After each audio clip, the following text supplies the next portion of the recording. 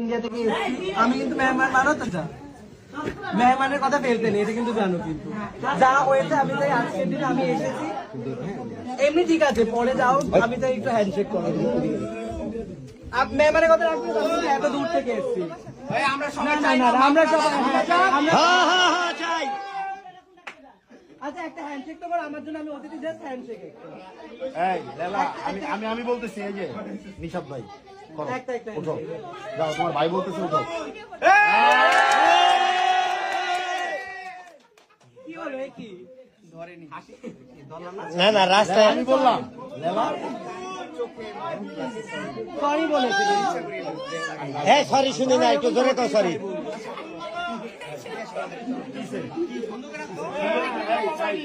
নিচে বা, এই মামুন চোর নিচে বা, তোমারে বলতে দিছি বাবা।